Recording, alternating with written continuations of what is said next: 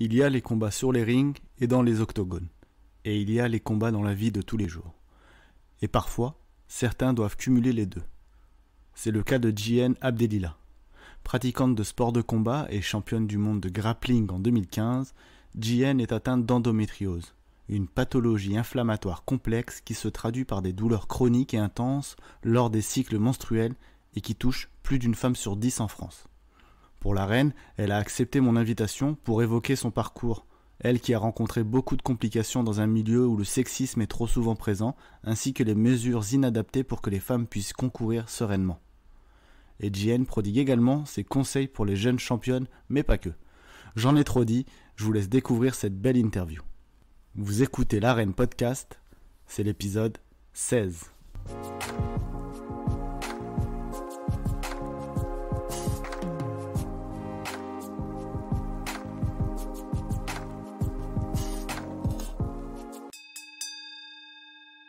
Bonjour Jihen.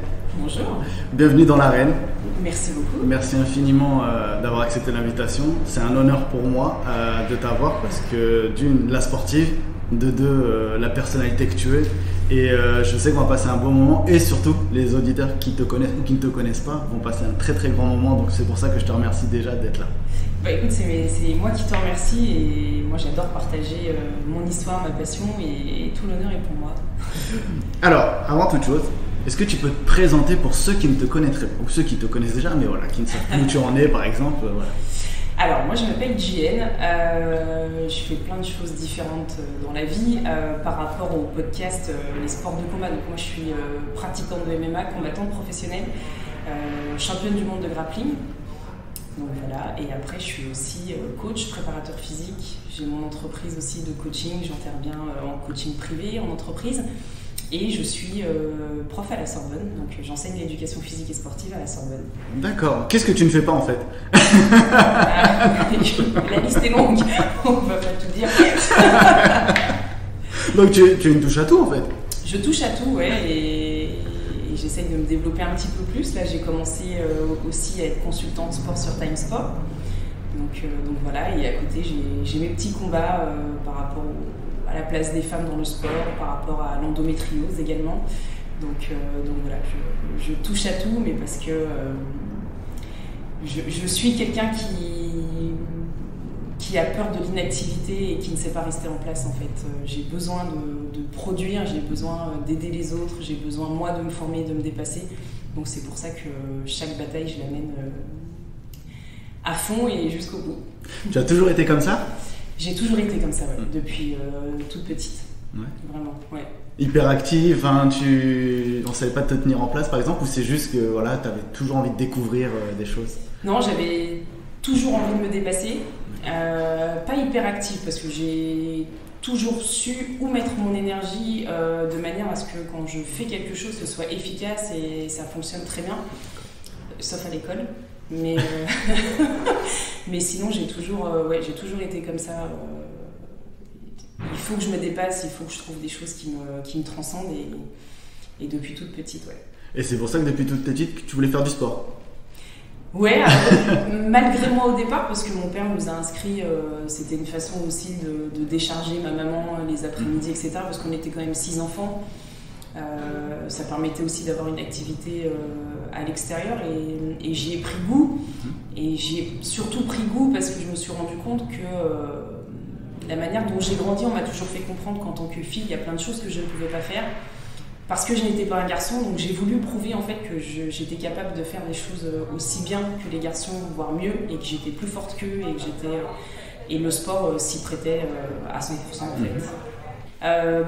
Après, à cette époque-là, on se posait pas trop la question de est-ce qu'une fille a le droit de faire du foot ou du rugby, ou c'était pas trop dans l'air du temps, et c'était pas des sports qui m'attiraient de toute façon. Les sports de combat m'attiraient beaucoup, mon père voulait pas que j'en fasse. Il m'a dit que j'en ferais quand je partirais de chez lui, ce que j'ai fait. Mais non, c'était pas trop par rapport voilà, tu peux pas faire de foot et une fille, ce genre de choses, non, pas trop. Non. Moi, c'était vraiment le défi, la confrontation directe avec les garçons. Parce que si j'avais fait du foot, bon, à l'époque, il n'y avait pas de truc pour les filles ou du rugby que pour les... Moi, si chez nous, le rugby pour les filles, ça existait et on venait souvent me chercher en me disant est-ce que tu veux pas faire du rugby? Mais moi, je voulais la confrontation directe sur la course, sur la force, sur ces choses-là. Et c'est là que j'allais chercher les garçons dès l'école primaire. Et alors, quel a été ton premier sport? La gymnastique. Ah tout ça pour ça. Exactement, tout ça pour ça. Mais ça, c'était le sport que je faisais de manière officielle. Et la confrontation avec les garçons, c'était dans la cour de l'école. Moi, j'arrivais tous les matins. Il fallait qu'on fasse la course pour savoir qui était le plus rapide avec les garçons. Et j'étais la seule fille. Moi, j'étais au centre de la cour. J'étais pas à côté des toilettes avec les filles à jouer à la corde à sauter. Ou moi, j'étais au centre de la cour. Je jouais au foot avec les garçons. J'étais capitaine d'équipe, c'est moi qui choisissais les autres dans les équipes et pas, on ne prenait pas en dernier parce que j'étais une fille ou ce genre de choses. Et c'est là pour moi que j'allais chercher la confrontation directe avec les garçons. Ouais. D'accord. Et comment alors c'est venu cette j'allais dire professionnalisation en fait? Tu as commencé avec la gymnastique et ensuite tu as fait d'autres activités sportives? Oui, après je suis passée à l'athlétisme. D'accord. Et j'avais commencé par des 800 mètres, des crosses, des 400. Et j'ai découvert le lancer de javelot sur une compétition interclub où il manquait quelqu'un sur une épreuve du lancer de javelot en interclub. Et comme moi j'avais déjà couru mon 400, on m'a demandé de faire le lancer en fait pour ramener des points à l'équipe. Et première fois que je prends un javelot, j'ai explosé le record de Bourgogne. Excellent. Voilà, parce que j'avais cette force en fait. Depuis toute petite, j'ai une force qui n'est pas. Moi, pour les autres, c'est pas naturel. Pour moi, je vois pas la différence. C'est parce que je suis une fille et que j'ai plus de force que ça doit être un truc de fou. Les filles aussi peuvent avoir ce côté-là. Et ensuite, je me suis spécialisée dans le lancer. Je crois que je suis une des dernières athlètes d'Alain Piron. D'accord. À l'époque, c'était Cometti qui faisait notre prépa physique aussi quand j'étais à Dijon. Donc voilà. Et quand je suis allée à la fac à Dijon, j'ai fait un petit peu de boxe française en cursus, en STAPS. Mon prof a vu que j'avais tout naturellement des aptitudes pour la boxe. D'ailleurs, il pensait que je faisais de la boxe depuis très longtemps et que je lui mentais et que machin. Alors que moi, je répétais tout bêtement ce que j'avais vu dans les films de Bruce Lee, Jackie Chan. Donc je faisais pareil. Et je me suis retrouvée à un championnat de France universitaire avec 4 séances de boxe française dans les dents. Et ça a commencé comme ça. D'accord. Mais c'était il y a longtemps. Hein. C'était en les années 2000. D'accord. Oh, c'est pas si long. Mais alors, question un peu peut-être bizarre, je sais pas trop comment la dire, mais comment as-tu accepté? Tu me parles de ta force qui est peut-être un peu, j'allais dire, différente des autres justement. Comment toi tu l'as accepté justement? Ah, pour moi c'était. Est-ce que tu l'as accepté facilement? Parce qu'il y a le regard des autres, etc. Quand on est jeune, forcément, voilà, les jeunes, on se rend pas compte, mais sont méchants entre eux.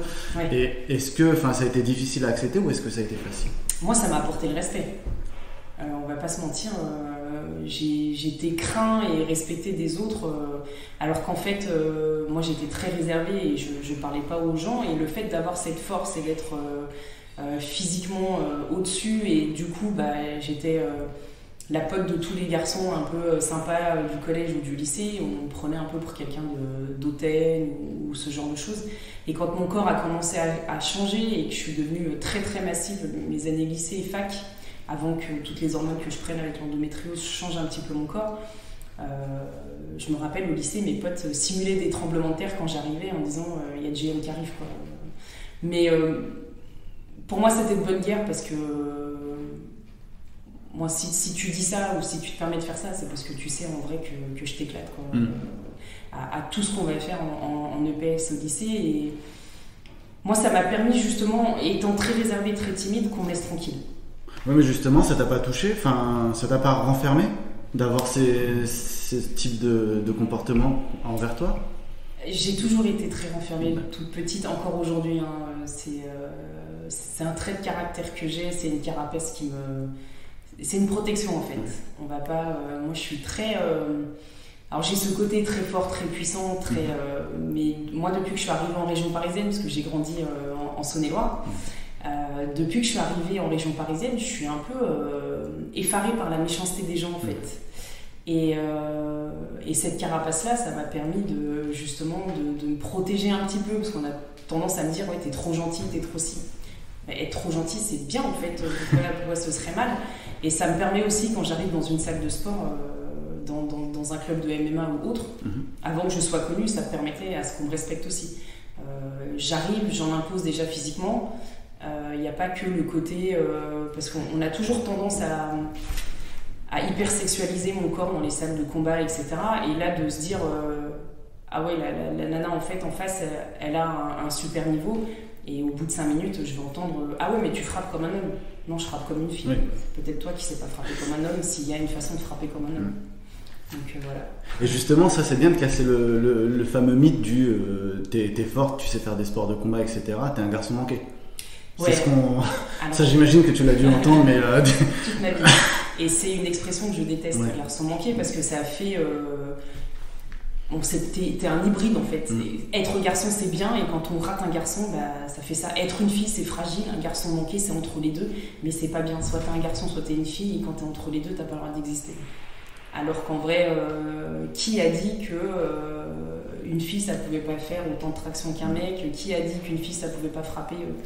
C'est cette logique en fait, c'est le côté un petit peu patriarcal de la société, encore plus quand on vient comme moi de familles issues de l'immigration maghrébine. Et pour moi ça a toujours été, je dis toujours, le fait d'avoir fait des sports de combat c'est un acte politique. Pour moi c'est un vrai acte politique. Mais avec mon parcours, je suis venue dans le domaine où la masculinité est la plus forte, la violence, le sport de combat, et je suis venue m'imposer dans ce milieu-là et leur faire comprendre que vous n'avez pas le monopole de la force, vous n'avez pas le monopole du physique, vous n'avez pas le monopole de la performance sportive. Il y a aussi des femmes qui l'ont, et moi j'en fais partie. J'aurais pu, dans le milieu de la médecine, tout ça, mais j'avais pas le niveau scolaire. Alors justement, qui étaient tes modèles à l'époque? Mon père, mais pas pour le côté sportif, mais pour le côté résilience, le côté combat personnel. Moi, je suis pas quelqu'un qui admire des sportifs ou fan de gens qui font de la musique ou ce genre de choses-là. C'est pas.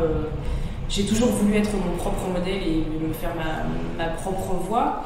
Et aujourd'hui, où ça commence à payer un petit peu et que je vois que beaucoup de femmes me prennent comme modèle, des anciennes élèves ou des anciennes clientes qui appellent leur bébé JN ou ce genre de choses, au final ça me fait peur. Je me dis mince, en fait je voulais le faire, je l'ai fait, et en fait ma voix elle dépasse le ring, elle dépasse un petit peu la salle de sport ou l'éducation nationale, et c'est un peu moi, c'est mon côté réservé qui fait que ça me bloque un peu, quoi. Justement, est-ce que ça a été... Parce que tu m'as dit que tu n'avais pas de modèle, enfin, tu n'aimais pas avoir de modèle à l'époque, mais est-ce que ça a été aussi une sorte le fait de ne pas avoir de modèle féminin, par exemple, dans le sport? Parce que c'est vrai qu'à l'époque, alors il y avait peut-être des sportives internationales, etc., mais dans les sports de combat, à l'époque, il n'y en avait pas du tout.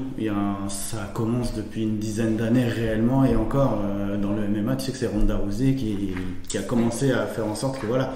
Est-ce que ça a été, c'est justement ça qui t'a empêché d'avoir des modèles, ou c'est juste que tu n'avais pas du tout envie d'en avoir? Non, parce qu'en fait, moi, mes parents nous ont toujours élevés dans le truc de se dire ça sert à rien d'admirer les gens. N'admirez pas des gens que vous ne connaissez pas, parce qu'au final vous voyez qu'une image mais vous ne savez pas qui ils sont. Il y a ce côté sacro-saint aussi, religieux, où on n'a qu'une seule personne qu'on peut admirer, et c'est vrai que moi qui suis pratiquante, moi j'ai jamais eu de poster de qui que ce soit dans ma chambre ou de trucs. J'ai jamais eu le truc de me dire ouais, trop bien, je suis fan de machin, je vais aller à un concert. Ça n'a jamais été, et mes frères et sœurs sont comme moi au final. Mais aujourd'hui, du coup, comme tu l'as dit, t'es une de ces modèles pour les jeunes femmes. Comment maintenant tu leur transmets, parce qu'elles viennent te demander des conseils, elles viennent s'entraîner, tu arrives justement à leur donner des conseils, enfin transmettre les choses? Je pense, vu toutes les retombées que j'ai, que oui, mais il faudrait interroger ces filles-là pour le savoir. Mais moi, en tout cas, je vois des changements. Je vois des changements quand elles viennent me voir au départ et quand elles repartent de ma salle.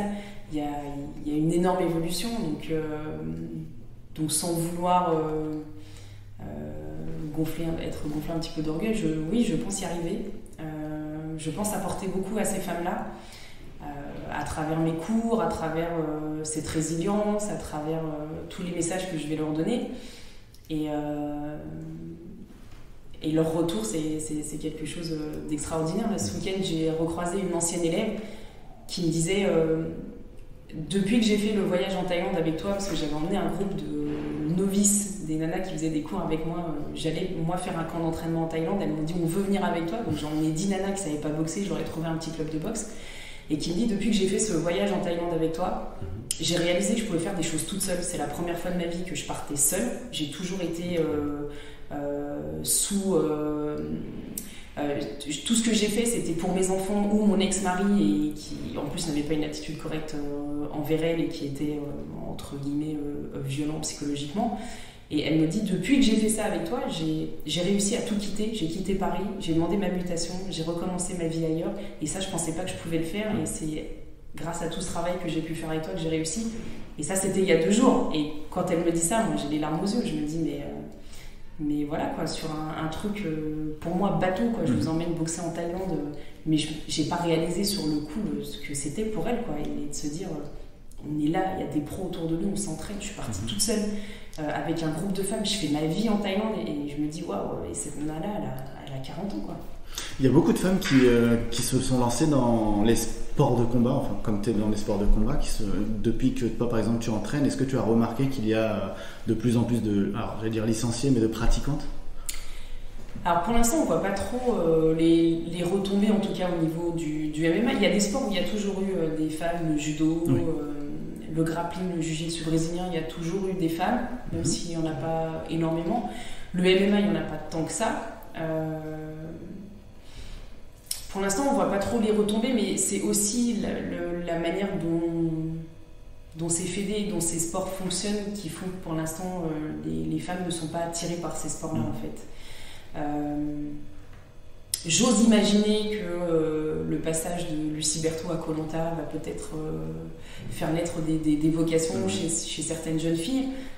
C'est dommage d'en passer par la télé-réalité et que ce soit des sportifs qui fassent elles-mêmes leur promotion pour en arriver là, parce que les fédés, les clubs ne mettent pas en avant ces parcours-là. Par exemple, moi, la fédé de lutte a appris avec le papier de Mademoiselle que j'avais été championne du monde dans leur fédé.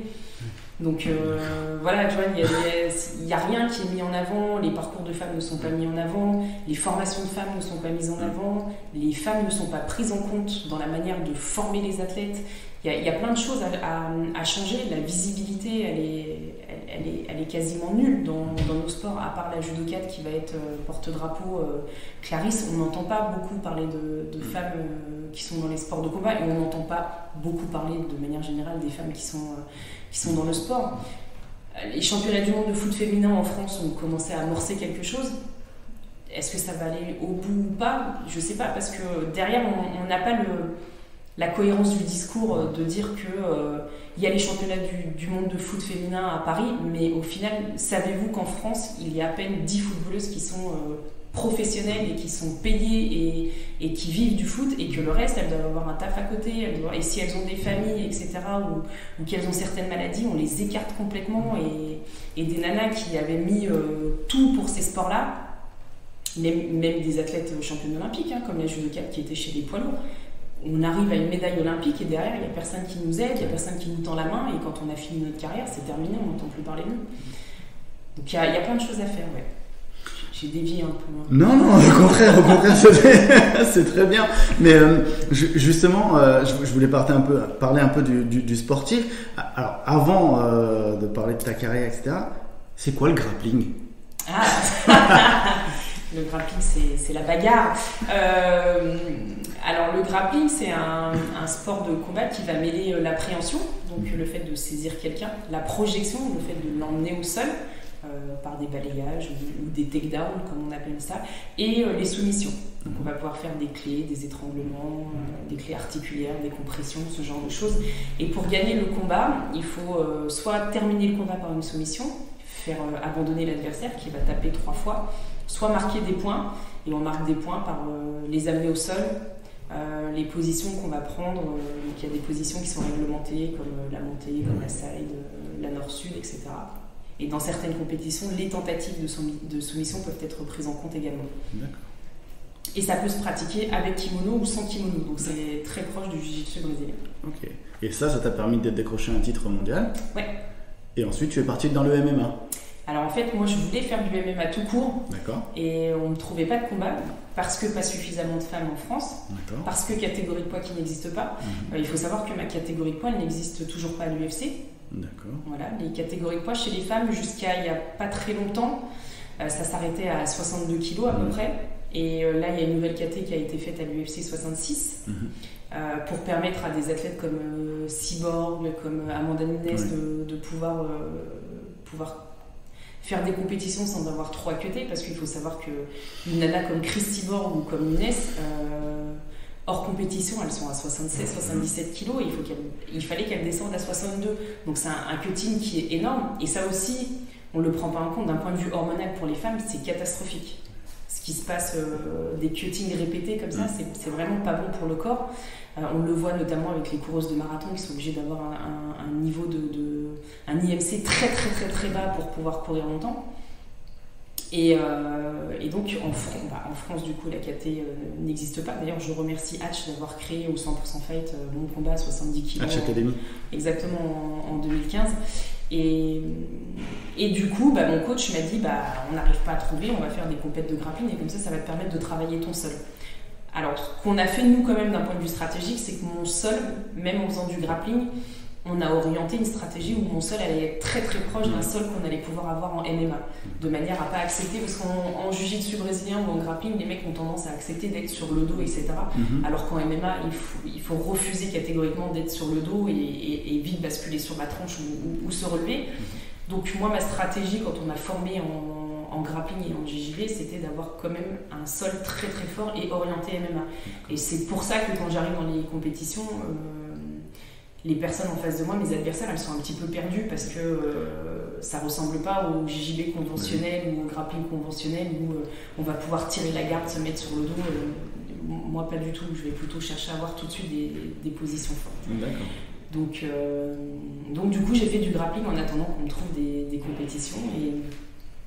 Et en fait, ça a commencé avec un premier combat en MMA à Montrouge où j'avais remporté la compétition et après tout de suite championnat interrégional, championnat de France, championnat d'Île-de-France, etc., championnat d'Europe, championnat du monde. Voilà. Et là tu continues à pratiquer ? Là je continue à pratiquer toujours. Ouais, donc moi je m'entraîne à la Hatch Academy à Aubervilliers. Donc sans vouloir se vanter, je pense qu'aujourd'hui c'est la team qui a les meilleurs combattants, ne serait-ce qu'entre Saladin Parnasse, Fabakary Diatta, Grégory Babel, William Gomis. Voilà. Puis le coaching est aussi de très haute volée. Donc ouais, je continue. Je commence à être fatiguée là parce que je vais avoir 40 ans là dans 10 jours. Et je continue de m'entraîner à mettre les gants face à des Fabakary Diatta qui en ont 23-24. Là, je commence à sentir un petit peu la différence. Mais je vais pas lâcher l'affaire. À 60 ans, je serai toujours dans un ring quelque part dans le monde face à des petits jeunes, ça c'est sûr. C'est ce que je pose comme question aux combattants et combattantes. À quel âge on arrête en gros le MMA ? Parce que j'ai l'impression qu'il y en a beaucoup qui me disent qu'avoir découvert le MMA, ça leur donne une nouvelle jeunesse aussi. Parce vous l'avez découvert sur le tard en France, il faut le dire, le MMA. Et ça leur donne une nouvelle jeunesse. Alors après, certains l'ont découvert plus tôt, des mecs comme Cyril Diabaté ou chez Congo, on parlait de Grégory Babel, ils l'ont découvert très très tôt. Eux, ils en font depuis qu'ils ont 18 ans. Je crois que c'est un peu comme, c'est un état d'esprit en fait. C'est un peu comme la citation qui dit, je sais plus dans quel sens ça va, on n'arrête pas de jouer parce qu'on vieillit, mais on vieillit parce qu'on arrête de jouer. Et je crois que le sport en général, c'est un peu comme ça. Soit tu as l'état d'esprit et tu as besoin de bien-être, pas forcément en étant dans la compétition ou l'adversité en permanence, mais je crois qu'on n'arrive pas à décrocher des sports. Et les sports de combat, en fait, j'ai écrit un article il n'y a pas longtemps là-dessus où j'explique clairement que le MMA c'est un vrai sport bien-être et c'est un vrai outil d'empowerment féminin, mais pas que. Et je crois que quand on est piqué, on n'arrête pas. Mais très sincèrement, on trouvera toujours la façon de s'entraîner différemment, de proposer autre chose. Mais il y en a beaucoup qui, malheureusement, dans le grand public, qui pensent que déjà les sports de combat, quand on y est dedans, on n'a pas de cerveau. Alors encore pire le MMA. C'est la preuve que non, quand même. Bah écoute, moi j'ai bac plus 5, j'enseigne à la Sorbonne. Donc je pense en avoir un... Non, en fait il y a énormément de profils différents dans le MMA. Et bon, il faut comprendre aussi que c'est un sport qui demande tellement d'abnégation, qui demande tellement d'entraînement, qui demande que quand on vient un petit peu, parce que les gens on se disent ouais les mecs qui font du MMA ou bon, déjà ils disent les mecs, ils disent pas du MMA, mais les gens qui vont faire du MMA très souvent viennent du ghetto. Nous on les voit les petits jeunes arriver en se disant ouais je veux faire machin. Ils font un entraînement avec nous, après on les revoit pas parce que ils s'attendent à donner, mais ils s'attendent pas à recevoir en fait. Et ils s'attendent pas aussi à la difficulté de l'entraînement. C'est un sport pluridisciplinaire, le MMA. Donc il faut s'entraîner plusieurs fois par jour et il faut s'entraîner dans des disciplines différentes. Et voilà. Et après, il y a une catégorie sociale qui a bien compris ce côté de dépassement de soi dans les sports de combat. Ce sont les CSP++. Moi, j'ai entraîné énormément de gens qui sont chefs d'entreprise. J'ai une cliente qui est avocate, j'ai une cliente qui est psychologue, j'ai des clients qui sont dans la médecine, chirurgiens, infirmières, etc. Je vais avoir des clientes qui sont étudiantes et qui ont les moyens de me prendre aussi, mais il y a de tout. Et les traders et ces profils-là, c'est des gens qui sont très demandeurs de sport de combat. On le voit juste, on va faire un tour dans une salle comme... le sweatboxing ou comme le temple du Noblard, où c'est des salles qui sont remplies et c'est des salles où l'abonnement au mois est très très cher et pourtant on retrouve énormément de personnes qui vont faire de la boxe, du MMA et tous ces sports-là. Donc se dire que c'est un sport tellement violent qu'il n'y a que les gogoles ou les voyous qui le font, c'est des gens qui n'ont pas compris que les sports de combat c'est un sport d'échec.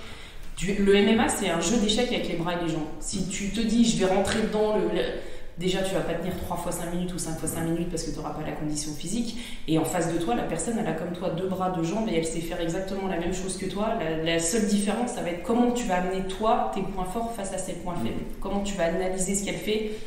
Moi, un combat, on n'arrive pas en se disant tiens, le 25 juillet, j'ai un combat. Non, ça se prépare 2 mois à l'avance. Il y a de la vidéo qui est mise en place, on met en place des stratégies, on teste des trucs à l'entraînement. C'est justement pas fait pour les personnes qui ne sont pas capables de réfléchir et qui ne fonctionneraient qu'à l'ego ou à l'émotion. Parce que dans un ring, à partir du moment où l'ego ou l'émotion prennent le dessus, tu perds tous tes moyens dans le ring. Ça, c'est clair et net. Tu perds ton cardio, tu perds ta vigilance, tu perds tout. Donc, moi, je suis pas d'accord. Justement, c'était ma question suivante. Parce que tout à l'heure, tu m'as dit que tu étais une personne réservée. Voilà. Sur le ring, dans l'octogone, t'es comment en fait ? Là, c'est autre chose. C'est un peu comme si j'étais dans mon univers en fait. Moi, il y a 2 univers où je me sens particulièrement bien. C'est la mer et le ring. Et les tatamis. C'est 2 univers où justement en fait je peux laisser exprimer toute cette personne que je suis. Ce côté réservé aussi que j'avais quand j'étais petite, c'est parce que je pouvais avoir des excès de colère et c'est pour ça que je me contenais beaucoup, qui me faisaient peur. Je me suis jamais battue de ma vie dans la rue parce que j'avais peur de pas savoir m'arrêter, parce que j'avais peur de blesser les gens, de ce genre de choses. Et en fait, quand je suis dans le ring, je suis à un endroit où à l'entraînement, une fois qu'on a réussi à se faire sa place, où on va plus me juger, même s'il y a certaines personnes qui vont toujours trouver que je suis pas à ma place ou ce genre de choses. Mais à partir du moment où je m'exprime avec un certain niveau, mais c'est dû au fait aussi que j'ai un certain niveau, quand je suis là, je suis bien. Et là, c'est une autre personne. C'est une autre personne, mais c'est moi quand même, quoi. Quand tu as commencé à faire de la compétition, est-ce que tes proches sont venus te voir ? Est-ce que Est-ce qu'ils ont dit les sports de combat, je vais pas aller trop voir les combats, ça me fait peur, je sais pas. Non, je l'ai pas dit à mes parents, je l'ai pas dit à ma famille. J'ai fait mon petit truc toute seule dans mon coin. Je les ai prévenus que j'allais au championnat du monde. Ils ont vu aussi que j'étais très investie dans mes prépas, etc. Mais non, ils sont jamais venus quand le 100% fight ou les autres trucs sont passés à la télé. Ils ont jamais regardé non plus. On est très pudiques dans ma famille. Est-ce que tu es contente justement que le MMA ça soit enfin légalisé depuis janvier 2020 en France Je sais qu'il y en a beaucoup aussi qui me disent, j'en ai parlé la dernière fois avec une combattante qui me disait que c'était une sorte de libération d'être enfin reconnu, d'avoir enfin son sport qui est reconnu. Parce que tu as l'impression à l'époque tu faisais ça un peu caché même si tu le faisais, et là tu peux enfin faire tes compétitions en France chez toi. Ouais, alors est-ce qu'on le faisait caché? Je pense pas, parce que des clubs de MMA, il y en a toujours eu bien une centaine en France, même voire plus. Il faudrait que je retrouve le nombre de licenciés, bien avant que l'autorisation des compétitions soit faite en France. Après, il y a quand même, il faut regarder le dessous. Il ne faut pas juste regarder le sommet de l'iceberg, il faut voir ce qu'il y a en dessous. Alors certes, les compétitions de MMA sont légalisées, mais à quel prix? La réglementation qui est derrière, elle est quand même très très très contraignante pour les combattants. Donc, et qui va en pâtir le plus? Ce sera les femmes. Faut pas se voiler la face, parce que par exemple une combattante qui a déjà des combats pro en France, si elle veut combattre face à une nana qui va arriver, parce que là on va peut-être avoir de nouvelles combattantes qui vont émerger, elles ne pourront pas combattre parce que dans le règlement on doit avoir à peu près le même nombre de combats. Donc si on prend une Maggie Berchel qui a 18 combats et une combattante qui va arriver et qui a juste 1 ou 2 combats pro, elle pourra pas combattre, donc elle pourra pas évoluer, parce qu'en face des combattantes avec 1 ou 2 combats, il n'y en a pas tant que ça. Des combattantes avec 18 combats, il n'y en a pas tant que ça. Donc c'est un petit peu compliqué. Là je parle que pour les femmes, parce que des hommes il y en a quand même beaucoup plus. Donc il y a ce côté-là moi qui me chagrine un petit peu. Et puis après, en France, on est quand même dans une... On est toujours sous le sport un petit peu coubertinien, amateur. On est toujours un peu sous cet héritage-là. Et on a vu avec l'UFC que prendre le MMA et garder que le côté sportif, ça mène à rien. Ce qui a marché avec l'UFC, c'est le côté show, le côté business, le côté storytelling, exactement ce que j'allais dire, qui a été mis derrière et qui permet de créer des combattants. Parce qu'au final, l'UFC, quand on regarde bien, pourquoi on en est à un 3e ou 4e combat McGregor-Poirier? Parce que ça vend, on s'en fout de l'opposition en fait, en termes de qualité d'opposition. L'UFC, il n'en a rien à faire. Il va regarder qu'est-ce que je vais apporter, qu'est-ce que je vais vendre, combien ça va me ramener. Et c'est ça qui est le plus intéressant pour eux. C'est pour ça qu'une combattante comme Nunes, on a du mal à lui trouver des combats, parce qu'elle est monstrueuse, mais c'est des oppositions qui ne durent pas longtemps, donc elle n'est pas bankable. Donc c'est compliqué de la mettre. Comme Shevchenko, on ne la voit pas souvent combattre pour les mêmes raisons. Et ça, c'est un petit peu dommage. Mais en France, tant qu'on restera sur cette logique-là de sport amateur, je voyais un petit peu l'organisation qui dans la précipitation avait organisé juste avant le Bellator, je ne sais plus comment ça s'appelle. Le MMA Grand Prix. Exactement. Qui s'est précipité à faire quelque chose. Ils ont réfléchi qu'en termes de sport et pas en termes de show. Et c'est pour ça qu'aujourd'hui, c'est un petit peu en train de se ramasser. Je leur souhaite de rebondir, bien évidemment. Et en France, tant qu'on n'arrive pas à ça va être compliqué pour les combattants, parce que si on ne professionnalise pas le MMA, les combattants ne vont pas vivre du MMA. Donc le fait de dire c'est une libération, oui, mais est-ce que tu vis aujourd'hui du MMA? Il y a combien de combattants français aujourd'hui qui vivent du MMA? Saladin Parnasse, Mansour Barnaoui parce qu'il a gagné le tournoi à $1 million, Cyril Gane. Et après on a qui? On a Ramzan Jambiev, qui a compris en fait ce côté business, ce côté influenceur, ce côté média, ce côté qui lui vit mieux que certains combattants du MMA qu'on vient de citer. Parce que derrière, il a mis en place un storytelling, parce que derrière, il a joué avec les réseaux sociaux, etc., etc. Et on le voit juste, son impact, à lui tout seul, il a déjà vendu 300 places, je crois, qu'on lui avait donné pour le 100% Fight qui va avoir lieu au mois d'octobre. Et je suis persuadée que le 100% Fight de Hatch fera énormément de vues parce qu'il y a quelqu'un comme lui qui attire de la visibilité. Donc ça va marcher si et seulement si les organisations françaises se professionnalisent et qu'on laisse pas trop de place aux organisations mondiales. Le Bellator, l'UFC, le KSW qui veut venir aussi sur Paris. Le BAMA, normalement, va annoncer une date très prochainement. Donc il faut que ces organisations-là se professionnalisent, que Hatch a bien compris et il est en train de travailler dessus. C'est pour ça que son premier événement tarde à venir. Mais parce que derrière, il est en train de construire tout un tas de trucs qui vont forcément bien marcher, ça j'en suis certaine.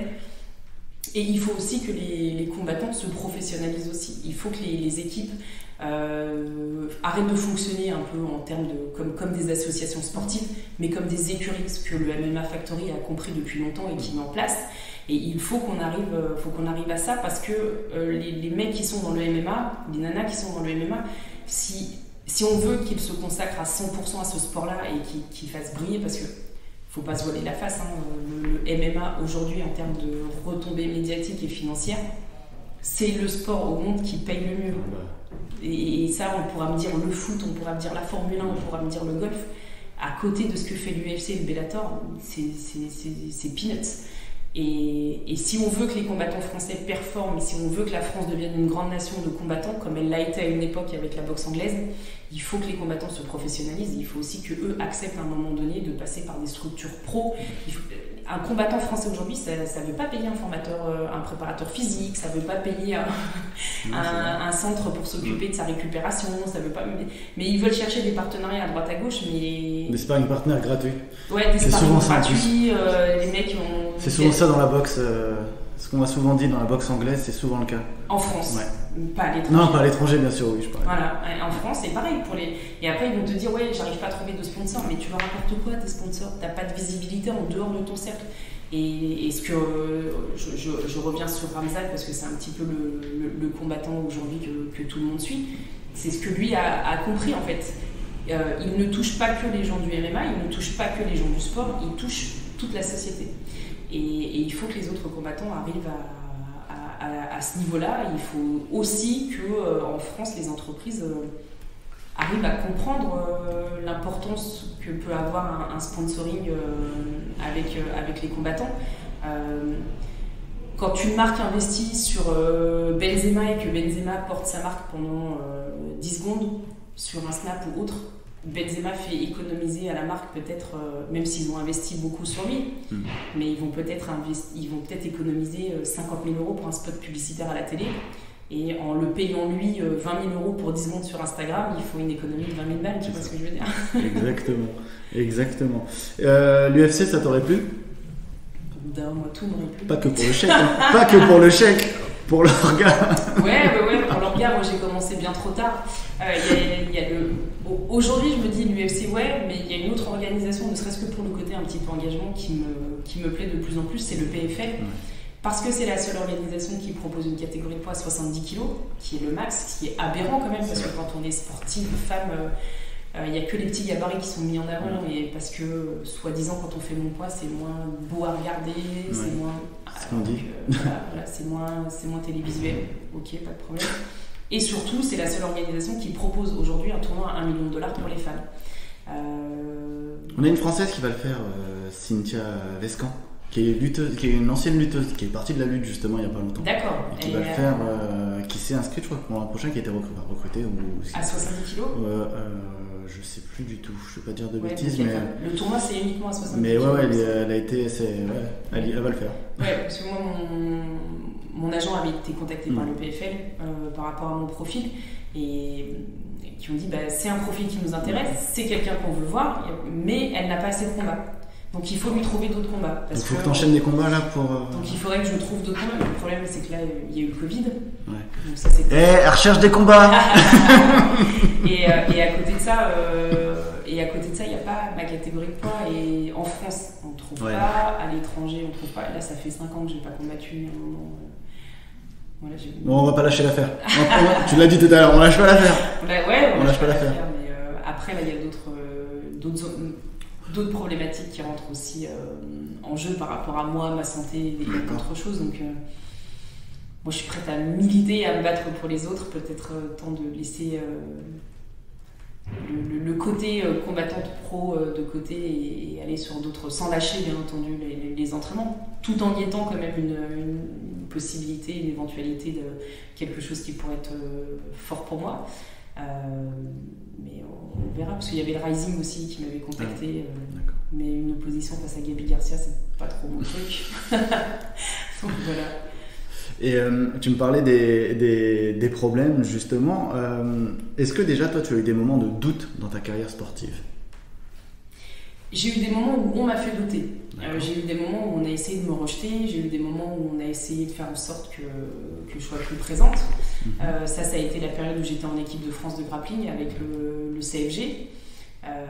Avec des athlètes qui se sont permis de faire des vidéos de moi où on se moquait de moi, qui ont été largement diffusées sur les réseaux sociaux, que la Fédé a laissé faire, avec une Fédé qui a essayé de m'évincer de l'équipe de France après mon titre en changeant le règlement de dernière minute, où j'ai dû me faire un courrier de mise en demeure avec justement ma cliente qui est avocate pour leur demander de respecter leur règlement. J'ai eu cette période-là où je me suis retrouvée face à une équipe de France qui était contre moi, face à des injures, j'ai eu des menaces, en public en plus. Je revois l'équipe du Japon complètement choquée. À l'époque, il y avait le japonais poids lourd qui était un des sparring de chez Congo qui était là, et quand il a vu la scène, il s'est dit mais what the fuck, qu'est-ce qui se passe, c'est quoi ce mec qui crie comme ça sur une nana? Et j'ai eu cette période où on m'a fait douter. Après, j'ai eu une autre période de doute, c'est quand je me suis fait agresser, parce que moi j'ai été victime d'une agression où 50 jeunes qui se rendaient à un règlement de compte ont décidé de s'échauffer sur moi, m'ont sorti de la voiture, etc., etc. Et derrière, j'ai eu des remarques de gens qui m'ont un peu blessée en me disant mais comment ça, t'es championne du monde et t'en as pas tarté un ou... Ouais, super, d'accord.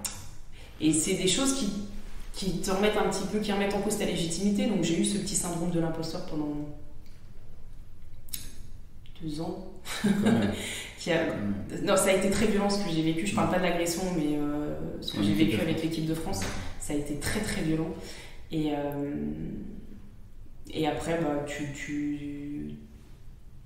moi j'ai ce côté résilience où j'abandonne jamais en fait.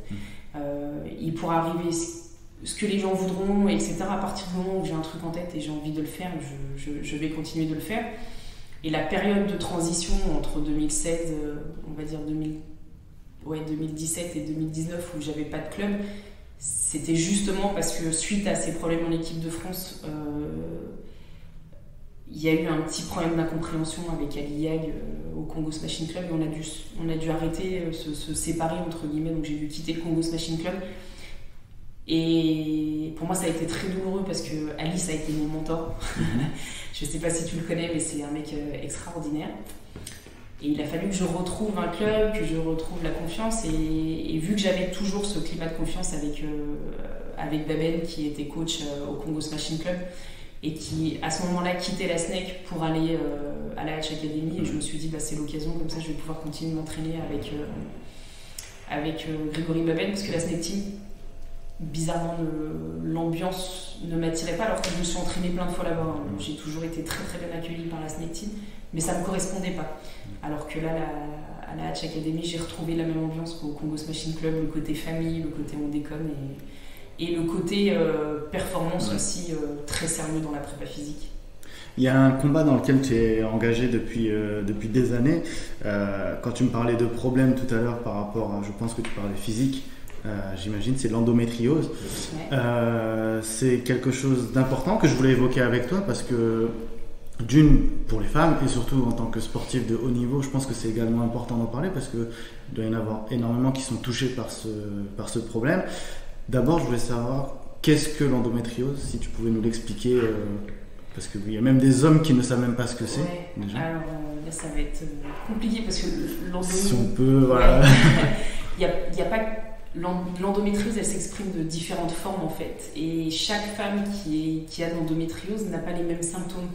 En fait, l'endométriose, c'est une maladie qui touche les femmes. Pour faire court, c'est une maladie qui va déclencher des douleurs insupportables pendant les règles, et qui peut avoir des conséquences assez dramatiques avec de l'endomètre qui va remonter, se fixer sur certains organes, et qui peut devenir dangereux. Donc, Ça peut entraîner des problèmes, certes de fertilité, mais c'est pas une maladie qui rend infertile. Mais on la connaît surtout pour le côté douloureux. Donc voilà, après, est-ce qu'il y a beaucoup de femmes sportives de haut niveau qui sont touchées par l'endométriose? Ça, je sais pas, mais par contre, il y a une chose qui est certaine, c'est que beaucoup de jeunes filles arrêtent de faire du sport à cause de ça. Parce que c'est pas pris en compte, parce que c'est tellement douloureux que... il faut imaginer, pour faire simple, que vous avez quelqu'un qui est à l'intérieur de votre ventre et qui vous met des coups de couteau toutes les 3 secondes. En termes de douleur, c'est ça en fait. Quelqu'un qui s'amuserait à l'intérieur à passer un couteau tout le long de votre vessie et de votre bas-ventre. Et ça, c'est le genre de douleur qu'on peut avoir en permanence.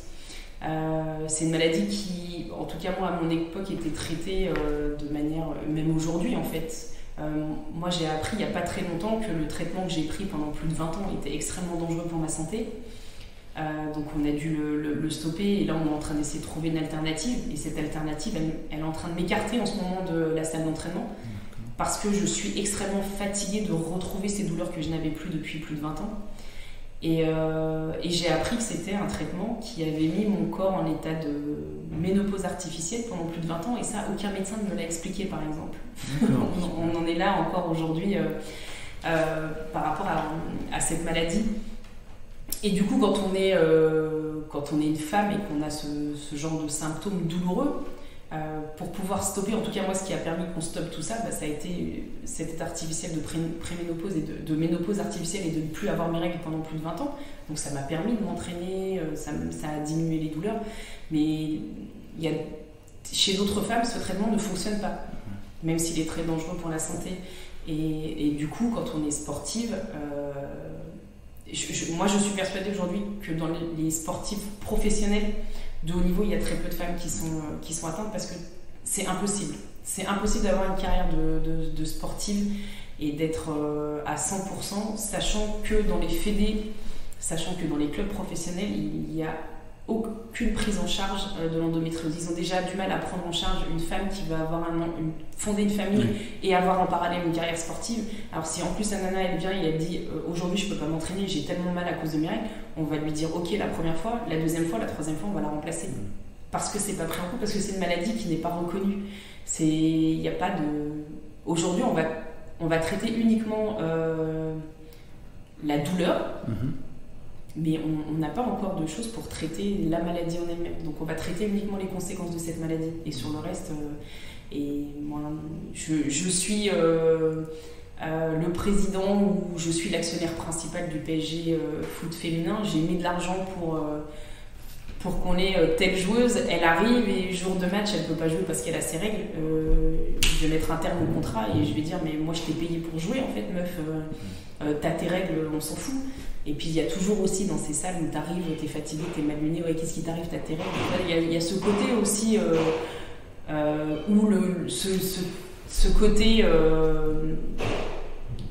où en fait une femme qui a ses règles c'est chiant, une femme qui vient dans une salle de sport c'est une fouteuse de merde et il y a beaucoup de travail à faire là-dessus, et ne serait-ce que dans la prise en charge.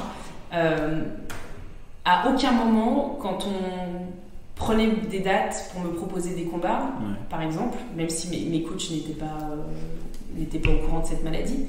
Mais à aucun moment, que ce soit pour moi, et je mets au défi, moi je suis prête à poser ma paye de fonctionnaire sur la table, qu'à aucun moment un agent, un préparateur physique ou autre, quand il propose un combat à une femme, lui dit est-ce que en termes de période, c'est un combat que tu vas pouvoir faire ou autre. Et les femmes, on a pris l'habitude de se taire par rapport à ça, de serrer les dents et de se dire ah mince, il va falloir que je cut, le combat va arriver, ça va être 3 jours avant mes règles, donc c'est une période où on a toujours des fringales, des trucs où le poids il est compliqué à gérer. Avant ces règles, on va prendre du poids qu'on va perdre après. Et de se dire bah, je vais fermer mes dents, je vais mettre un tampon, je vais monter sur le ring et je vais faire ce que j'ai à faire en fait. Et ça, c'est pas pris en compte même dans la formation. Aujourd'hui, je suis prête à aller taper à n'importe quelle porte de fédé et dire bonjour, dans votre préparation physique, dans vos diplômes de préparateur physique, est-ce que vous prenez en compte le cycle menstruel des femmes?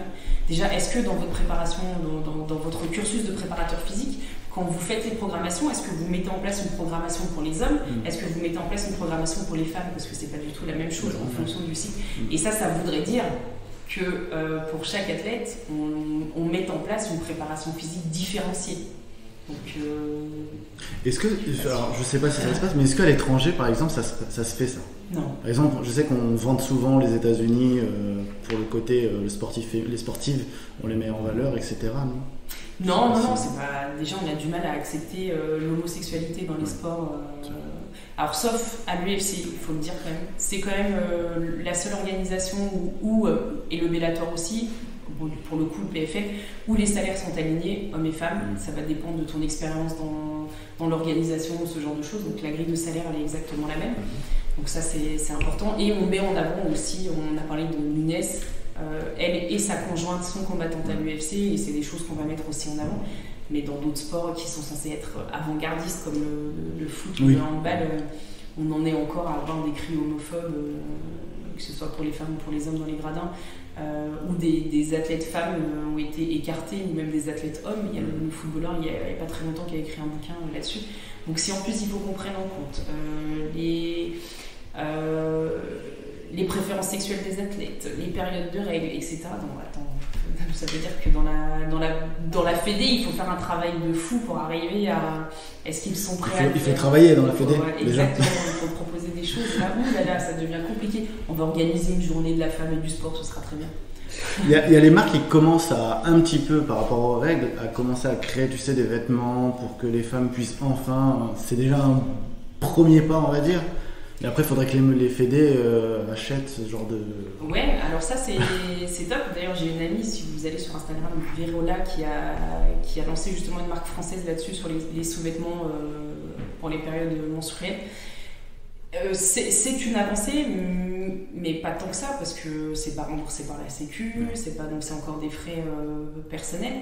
Et ce type de sous-vêtements, c'est pas adapté à la boxe et au sport professionnel. Une séquence un training MMA où on transpire, on perd 2 litres d'eau, on perd à peu près 2 kilos par séance, parce qu'on a perdu 2 litres d'eau de transpiration. La transpiration plus le sous-vêtement menstruel, c'est pas encore adapté. C'est très bien pour les femmes qui vont aller faire du fitness, un petit footing, ce genre de choses. Ou alors des sports comme la gymnastique, et même pas, parce que sous un juste corps, vu qu'on est toujours un peu arriéré dans ces sports-là, je suis pas sûre que ce soit bien utile. Mais pour moi, c'est très bien, ne serait-ce que par rapport à tous les produits toxiques qu'on va trouver dans d'autres choses comme les serviettes ou les tampons. C'est une avancée. Certes, est-ce que les fédés le mettent en avant? Je suis pas sûre. Après, le côté des marques qui mettent en avant certaines choses, on l'a vu avec Nike. À chaque fois que Nike a mis quelque chose en avant, c'est parce que ils ont été décriés d'autre part et pointés du doigt, notamment avec là tous les vêtements qu'ils font pour les femmes enceintes, etc. C'est parce que l'athlète à qui ils avaient... Félix, ouais. Exactement, ils avaient voulu mettre un terme à son contrat, ce genre de choses. Mais le combat, il est loin d'être terminé. Quand on voit par exemple que Caster Semenya aujourd'hui est interdit de compétition, alors qu'un homme transgenre va pouvoir compétir en haltérophilie avec les femmes, et il va falloir statuer un moment par rapport à ça. Il va falloir aussi prendre en compte la différence entre les hommes et les femmes en termes de préparation physique de sportifs professionnels. Et il va aussi falloir, et ça j'arrête pas de le dire un peu partout, que dans les associations sportives, on arrête de faire un schéma d'entraînement qui est le même et pour les enfants, et pour les groupes mixtes, et pour les hommes, et pour les femmes.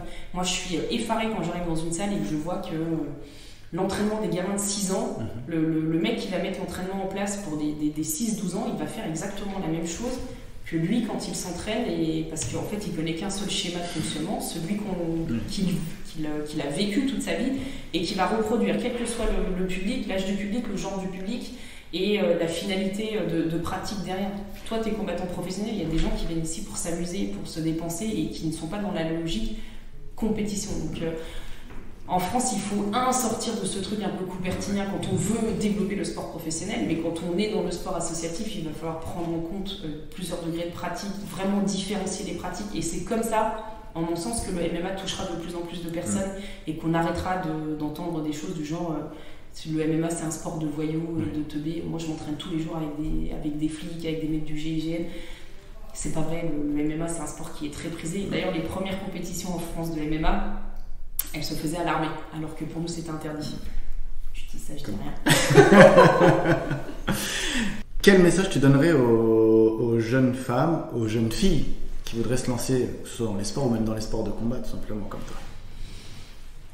Déjà, il faut faire une pratique sportive par choix et par conviction, parce que c'est quelque chose qui nous plaît. Et une fois qu'on a trouvé le sport qui nous plaît, il faut savoir qu'on va toujours avoir quelqu'un qui va nous empêcher de faire quelque chose parce que les sports ont été inventés par les hommes, pour les hommes, et pas pour nous les femmes. Donc à un moment donné, mesdemoiselles et mesdames, il faut savoir que comme moi, vous payez des impôts, vous payez des taxes dans votre ville, donc vous avez le droit à certaines choses, notamment l'accès à des salles municipales, l'accès à certains clubs, peut-être que le terrain de foot en bas de chez vous, le city qu'on va faire, plutôt que de le mettre au centre des HLM pour que ce soit uniquement les hommes qui l'investissent, vous pouvez aller demander à ce que vous ayez vous aussi un espace pour pouvoir pratiquer. Voilà, pour moi c'est important, il y a plein de combats à mener. Les femmes on part avec plus de 100 ans de retard par rapport au sport, mais il faut pas l'accepter, il faut se battre, et quand vous trouvez une activité physique qui vous plaît, lancez-vous, quelles que soient les personnes que vous allez avoir en face de vous qui vont dire non, ne fais pas ça, non, ne dis pas ça, non, c'est pas pour toi, non, t'es pas à ta place. Voilà, et ce truc aussi de se dire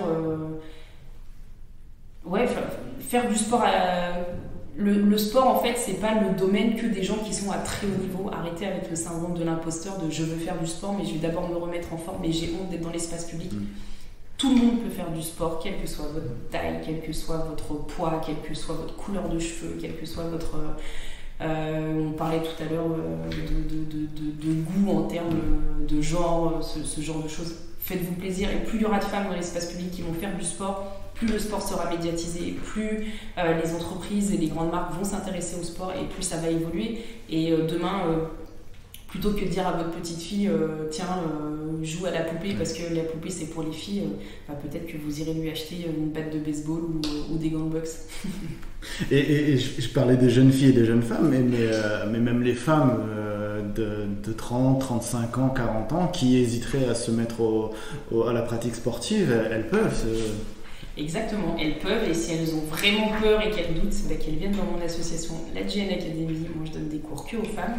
J'utilise les sports de combat pour arriver au dépassement de soi, au bien-être, à un petit peu tout ça. Ça permet aussi d'apprendre à se défendre, et du coup peut-être que certaines femmes se disent j'ai pas de vie sociale parce qu'arrivé 22h, une fois on m'a suivi et j'ose plus sortir dans la rue. Voilà, venez pratiquer entre femmes, ça va être sympa. Merci beaucoup Jen d'avoir accepté l'invitation de la Reine. Merci à toi, c'était chouette. Et on te souhaite une très bonne continuation, que ce soit dans le sport, dans tes combats de tous les jours, et que le meilleur tout simplement. Merci, je te souhaite exactement la même chose avec ton podcast qui est super sympa. C'est gentil, merci beaucoup. Voilà, j'espère que cette entrevue très enrichissante avec Jen vous aura plu. Ce fut en tout cas un véritable plaisir pour moi de pouvoir échanger avec elle sur toutes ces problématiques que moi-même je ne voyais pas. Je la remercie pour ça. En tout cas, n'hésitez pas à aller suivre sur Instagram Jen, c'est avec son compte GN Academy. Et concernant l'endométriose, vous pouvez également suivre l'asso Endomind, dont Jen est marraine d'ailleurs. Et elle est également ambassadrice de l'Endorun, une course collective pour faire reculer l'endométriose en France. La course aura lieu du samedi 6 au dimanche 21 novembre.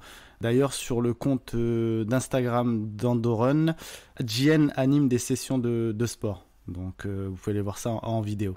Voilà, j'espère avoir été le plus complet possible en tout cas. Et à très bientôt dans l'Arène Podcast.